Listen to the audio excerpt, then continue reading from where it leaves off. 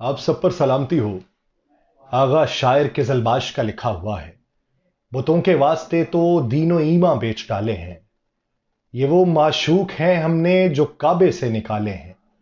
وہ دیوانہ ہوں جس نے کوہ و صحرا چھان ڈالے ہیں۔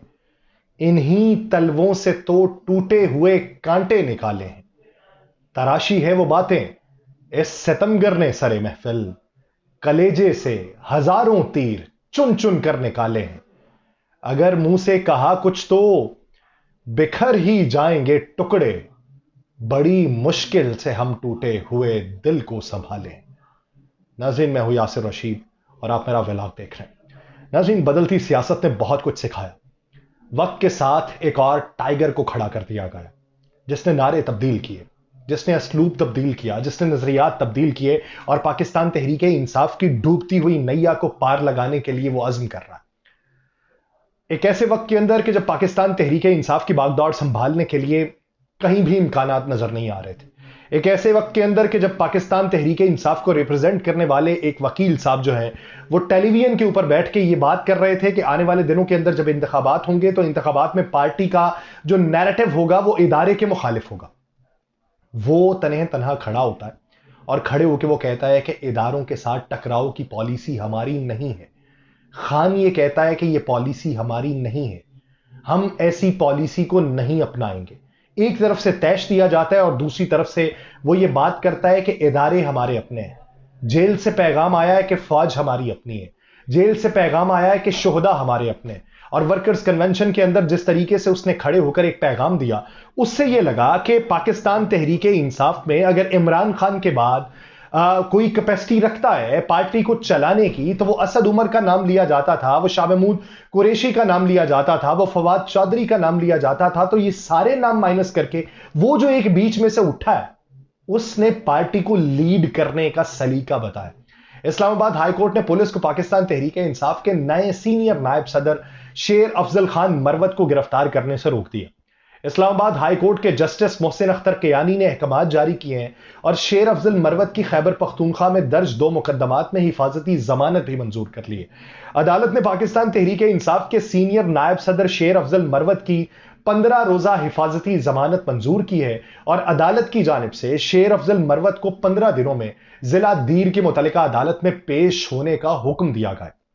اب آپ یہ دیکھیے کہ جہاں پہ ادارہ مخالف پالیسی کو ہوا دی جا رہی تھی، جہاں پہ یہ بتایا جا رہا تھا کہ اسٹیبلشمنٹ سے ٹکراؤ ہی ان کی پالیسی ہے، جہاں پہ یہ بتایا جا رہا تھا کہ آنے والے دنوں کے اندر یہ پھر پالیسی اسی طریقے سے اپنائیں گے، جہاں پہ یہ ہوا دی جا رہی تھی کہ سوشل میڈیا کے اوپر ادارہ مخالف بیانات جو ہیں وہ دینے چاہیے اور وہ تحریر کرنے چاہیے، تو ایسے وقت میں وہ کھڑا ہو کے یہ کہہ رہا ہے کہ جیل سے پیغام یہ ہے کہ ادارے ہمارے اپنے ہیں۔ وہ نعرے لگواتا ہے ورکرز کنونشن کے اندر، نعرے لگوا کر یہ پیغام دیتا ہے کہ فوج ہماری اپنی، شہداء ہمارے اپنے، ادارے ہمارے اپنے، اور یہ ادارے ہی ہمارے ماتھے کا جھومر ہے اور ہماری قطعی طور پہ کوئی پالیسی ایسی نہیں ہے جو ان سے ٹکراؤ کی پالیسی ہو۔ وہ اس طرح کے پیغامات دے رہا ہے اور اسی طرح کے پیغامات دیتے ہوئے لگتا یہ ہے کہ کہیں نہ کہیں سے یہ پاکستان تحریک انصاف کے لیے بہتری کا پیش خیمہ ہوگا۔ دوسری طرف آفیشل سیکرٹ ایکٹ میں عدالت نے سائفر کیس میں فیصلہ سناتے ہوئے کہا ہے کہ ایس پی اڈیالہ جیل کی سیکیورٹی رپورٹ کی روشنی ٹرائل جیل میں ہوگا جس کی اوپن سماعت کی جائے گی۔ اب جب آج پیش کیا جانا تھا اور آج چیئرمین پی ٹی آئی کو پیش نہیں کیا گیا تو اسلام آباد کے جوڈیشل کمپلیکس میں جج ابو الحسنات ذوالقرنین کی عدالت میں سائفر کیس کی سماعت ہوئی، جس سلسلے میں چیئرمین پاکستان تحریک انصاف کے وکلاء اور فیڈرل انویسٹیگیشن ایجنسی کے اسپیشل پراسیکیوٹرز عدالت میں پیش ہوئے، جبکہ عمران خان کی بہنیں اور شاہ محمود کی بیٹی بھی عدالت میں موجود تھی۔ سماعت کے آغاز پہ وکیل صفائی جو سلمان صفدر تھے، انہوں نے یہ کہا کہ سائفر کیس کا جو ٹرائل ہے وہ آج سماعت کے لیے مقرر ہے اور ہم امید کر رہے ہیں کہ چیئرمین پی ٹی آئی کو آج پیش کیا جائے گا۔ انہوں نے کہا کہ ابھی تک انہیں عدالت میں پیش نہیں کیا گیا، یہ ریکارڈ کیس ہے، اتنی رفتار سے کبھی کیس نہیں چلا۔ اس دوران جج ابو الحسنات جو آج کے کیس کی سماعت کر رہے تھے، انہوں نے عدالتی عملے کو کیس کا ریکارڈ پیش کرنے کی ہدایت جاری کی کہ تمام تر ریکارڈ جو ہے وہ میرے سامنے لا کے پیش کیا جائے۔ پھر اسی سماعت کے دوران جیل حکام نے چیئرمین پاکستان تحریک انصاف کی عدالت میں پیشی سے متعلق رپورٹ پیش کی، جس کا جج صاحب نے جائزہ لیا اور کہا کہ جیل حکام کا کہنا ہے کہ ہم عمران خان کو پیش یہاں پہ نہیں کر سکتے۔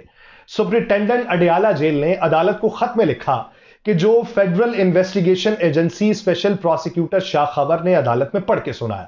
خط میں یہ لکھا گیا تھا کہ چیئرمین پاکستان تحریک انصاف کو سیکیورٹی وجوہات کے باعث عدالت میں ہم پیش نہیں کر سکتے۔ اسلام آباد پولیس کو اضافی سیکیورٹی کے لیے ہم نے خط لکھا ہے۔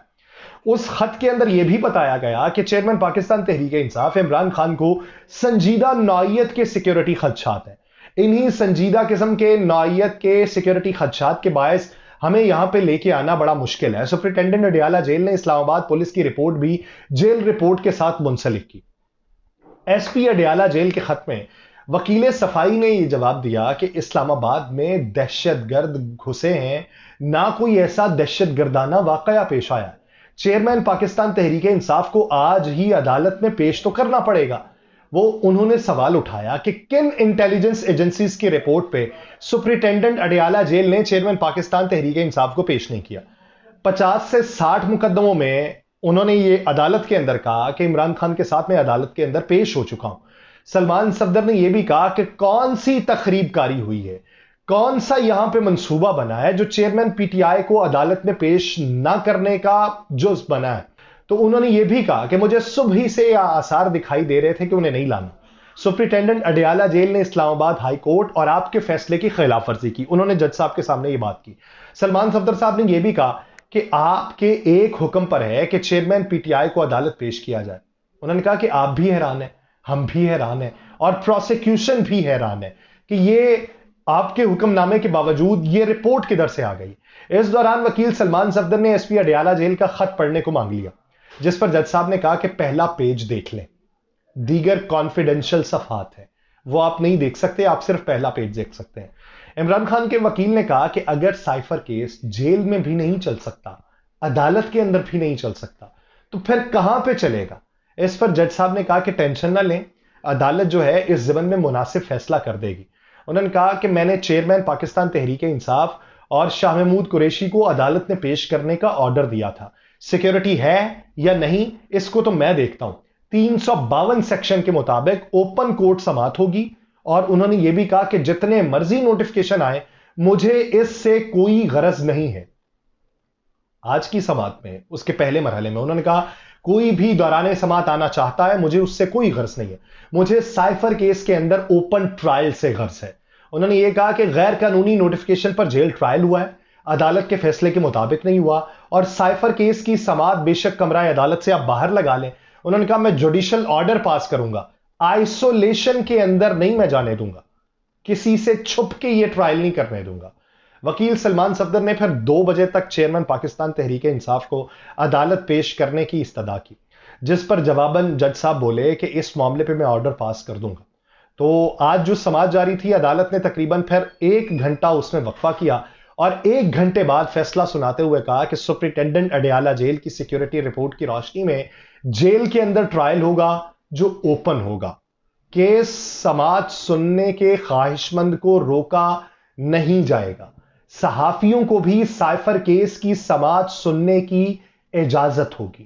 یہ یاد رہے کہ اسلام آباد ہائی کورٹ نے chairman P T I Imran Khan کے خلاف سائفر کیس کا جیل ٹرائل کالعدم قرار دیا تھا، جس کے بعد اب یہ فیصلہ جاری ہوا ہے کہ وہاں پر جو سماعت ہوگی وہ سماعت سننے کی اتھارٹی سبھی کے پاس موجود ہوگی۔ اب اس حبس کے ماحول میں یہ بہتر صورتحال کہاں پہ دکھائی دیتی ہے؟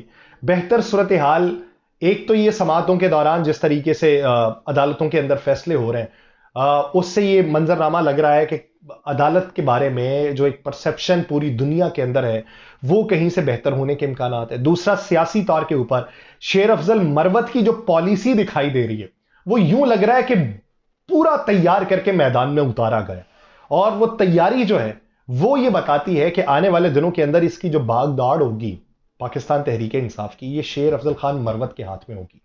لیکن یہ بھی شیر افضل خان مروت کو سوچنا چاہیے کہ شیر افضل خان مروت اس سے پہلے کور کمیٹی کے ممبرز کے بارے میں اور مختلف لوگوں کے بارے میں کیا رائے دے چکے ہیں، اور اس کے اوپر وہ پرانے لوگ ان کے خلاف کیا سوچ رہے ہوں گے، اس کا ریبٹل وہ کس طریقے سے دیں گے، یہ تو وقت بتائے گا۔ لیکن اس کے لیے ان کی پلاننگ بھی اپنے تئیں جاری ہوگی۔